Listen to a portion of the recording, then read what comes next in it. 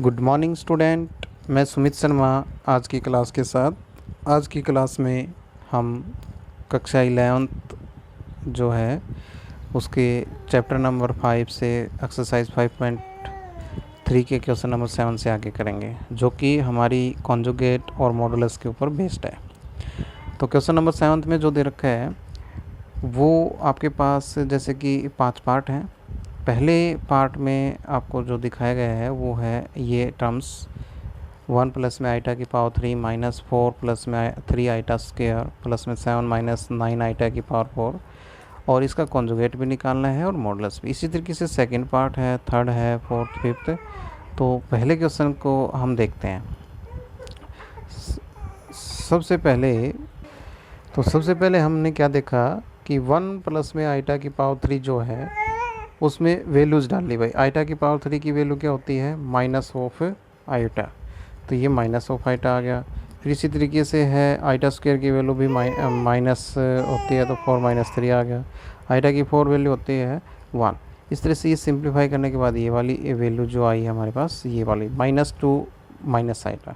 इसका कॉन्जुगेट करेंगे तो कॉन्जुगेट का मतलब होता है आइटा की जो टर्म है उसको साइन चेंज कर देना। मॉडुलस यहाँ पे ए की वैल्यू है -2 और बी की वैल्यू है 1। ए की 2 का मतलब -2 का स्क्वायर और -1 का स्क्वायर, जो सोल्व आउट किया तो √5 आ गया।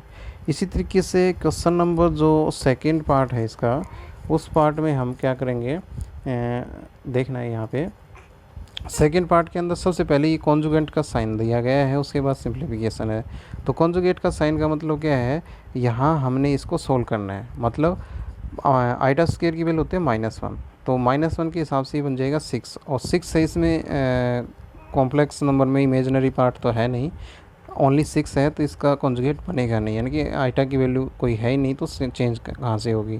फिर उस तरीके से ये आइटा क्यूब की वैल्यू माइनस ऑफ आइटा डाल दी, सोल्व आउट कर लिया, आगे का काम फिर अलग से इसको कॉन्जुगेट करवाएगा। ये जो रिज़ल्ट आया है इस रिज़ल्ट को फिर से कॉन्जुगेट करवाएंगे। आप लोगों को ये नहीं समझना कि यहाँ कॉन्जुगेट था तो ये इसका सॉल्यूशन, ना भाई। लास्ट ये तो था सिंप्लीफिकेशन करने के बाद जो सॉल्यूशन आएगा उसका कॉन्जुगेट करना है, उसका मॉडुलस निकालना है। तो आगे के 3 नंबर पार्ट भी ऐसा ही है, वैल्यूज़ डालेंगे, कॉन्जुगेट की वैल्यू निकलवाएंगे। पहले तो आइटा क्यूब, आइटा की पावर 4, आइटा स्क्वायर की वैल्यूज डालेंगे, फिर उसका यदि कॉन्जुगेट है तो कॉन्जुगेट करवाएंगे। कॉन्जुगेट मीन्स आइटा की वैल्यू का साइन चेंज करवाएंगे, फिर लास्ट में जो सिंप्लीफिकेशन आएगा उसका फिर से कॉन्जुगेट करेंगे। और ये फोर्थ पार्ट है आपका, 1/, में ले जाएंगे। पहले एलसीएम ले लेंगे इसका, और एलसीएम ले करके इसको सिंप्लीफाई करेंगे, या होल स्क्वायर खोल लेंगे इनका, जैसे आप उचित समझे इसको सोल्व कर लेंगे। फिर उसके बाद है हमारे पास फिफ्थ पार्ट को सिंप्लीफाई करेंगे, एलसीएम वगैरह लेकर के सोल्व कर देंगे। क्वेश्चन नंबर 8 के ऊपर आइए। अब Z1 की वैल्यू दे रखी है 1 प्लस में 2 आइटा, Z2 की वैल्यू दे रखी है 6 प्लस में 5 आइटा। फिर इसको सिंप्लीफाई करना है। Z1 की वैल्यू है 1 प्लस में 2 आइटा, Z2 की 6 प्लस में 5 आइटा, और पार्ट दे रखे हैं इसमें। पहले पार्ट में जैसे Z1 जो है उसकी वैल्यू का मॉडुलस निकालना है, जो कि √5 आ गया। इसी तरीके से Z2 की वैल्यू का मॉडुलस निकालना, वो जैसे कि आपके पास क्या है, 1 मिनट, जो कि √61 आ चुका है। फिर इसके बाद हमने क्या किया, जो लेफ़्ट हैंड साइड है Z1 Z2 की मल्टीप्लाई करवा दी, जो कि हमारे पास रिजल्ट आया है -4 + 17 आइटा, सिंप्लीफाई करवाने के बाद। उसके बाद है Z1 और Z2 जो इकट्ठी मल्टीप्लाई की तो उसका मॉडुलस निकाल दिया, वो 305 आ गया। और इसी तरीके से हमारे पास लेफ़्ट हैंड साइड और राइट हैंड साइड दोनों क्या आ गई हैं, बराबर आ गई हैं। और इस तरीके से क्वेश्चन सेकंड पार्ट में भी वैल्यू डालेंगे, रेशनलाइजेशन करेंगे, सिंप्लीफाई हो जाएगा। नेक्स्ट क्वेश्चन के ऊपर आइए। अब क्वेश्चन नंबर 9 है, उसमें है if Z is any complex number Z conjugate it's conjugate.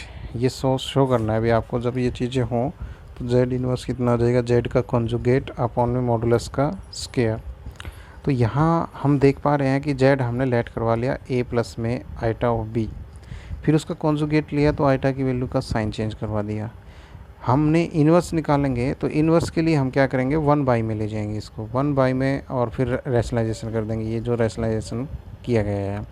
उसके बाद यहाँ से हम देख पा रहे हैं कि नीचे एक बार प्लस एक बार माइनस, तो a की 2 माइनस b की 2 का फॉर्मूला अप्लाई कर देंगे।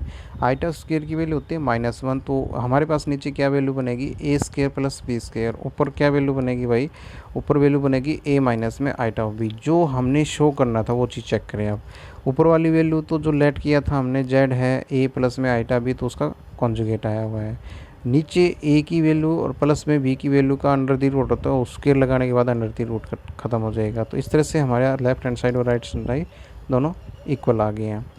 अगला क्वेश्चन जो है, सो दैट कोई भी कॉम्प्लेक्स नंबर है उसका जो मॉडुलस है वो 0 है।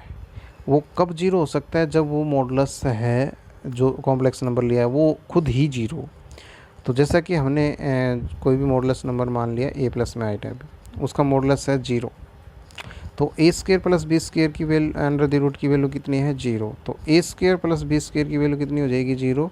और ये कब पॉसिबल है, ये तभी पॉसिबल है जब a की वैल्यू और b की वैल्यू 0 हो जाएगी। तो यहाँ से z जो है हमारा कितना आ गया, 0। तो जो हमारा सॉल्यूशन था, z का मॉडुलस 0 तभी होगा जब हमारे पास z है वो 0, मतलब a की और b की वैल्यू दोनों की 0 होगी, तभी ये पॉसिबिलिटी है, नहीं तो ये कोई पॉसिबल नहीं है। क्वेश्चन नंबर 11 है, z की जो वैल्यू है x प्लस में आइटा y, x और y है रियल नंबर, फिर प्रूव करना है। मतलब x का मॉडुलस प्लस में y का मॉडुलस वो लेस देन होगा हमेशा जो z है पूरा। x और y क्या है, रियल पार्ट और इमेजिनरी पार्ट, और z क्या है यहाँ पे पूरा कंप्लीट कॉम्प्लेक्स नंबर। तो यहाँ पे क्या है कि x1 का पहले अलग से मॉडुलस निकालो, x का y का अलग से निकालो, और जो उनका सम है वो हमेशा क्या आएगा, जो z है मतलब कॉम्प्लेक्स नंबर है उसका ट्वाइस कर दोगे, उसका मॉडुलस निकाल के ट्वाइस कर दोगे तो उससे छोटा रहेगा। ये देखिए कैसे। तो हमने क्या किया, z का जो मॉडुलस होता है वो क्या है, वो है x square plus y square और अंडर द रूट। और एक्स स्क्वायर हमारे पास हमेशा क्या रहेगा भाई, x square plus y square जो सम है उन दोनों का उससे छोटा रहेगा, सीधी सी बात है, या बराबर हो सकता है। वाई स्क्वायर भी इसी से छोटा रहेगा। तो अब हमने क्या किया, taking positive square root both side, square root जब ले लेंगे तो यहाँ से हमारे पास क्या आया कि x है वो मॉडुलस में आ गया और राइट हैंड साइड ये आ गया, इसी तरीके से ये आ गया। जब हम इन दोनों को जोड़ेंगे, यानी कि इक्वेशन नंबर जो ये है सेकंड, इसके पार्ट्स को यदि हम जोड़ें, लेफ़्ट को लेफ़्ट में जोड़ दें, राइट को राइट में जोड़ दें, तो जो हमारे पास वैल्यूज आएगी, या फिर दूसरा 1 और 2 इक्वेशन नंबर 2 से हमारे पास क्या मिला, जो x की वैल्यू वो z से छोटी रहेगी, y की वैल्यू वो भी छोटी रहेगी। फिर दूसरी बात, यहाँ x प्लस y का जो मॉडुलस है सिंगल, वो z की मॉडुलस के ट्वाइस से छोटा रहेगा ही रहेगा।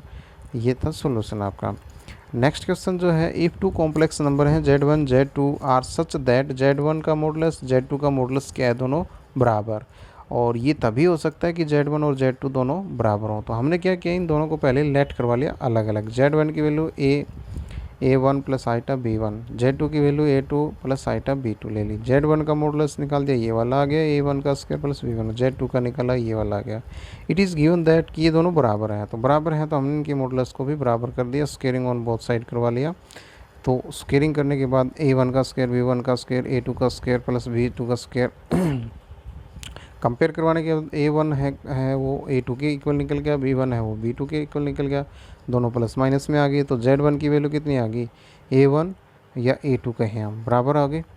तो इस तरीके से ये जो सॉल्यूशन था हमारा, ये सोल्व होता है कि a2 प्लस आइटा b2 वही a2 माइनस में भी ले सकते हैं, इनको प्लस में भी ले सकते हैं, बट ये पॉसिबिलिटी कब है, जब दोनों बराबर होंगे। तो ये थी हमारी आज की एक्सरसाइज। आशा करता हूँ आपको सही से समझ में आई होगी। कोई बात ना भी समझ में आए तो कमेंट बॉक्स में दें। Thank you, have a nice day.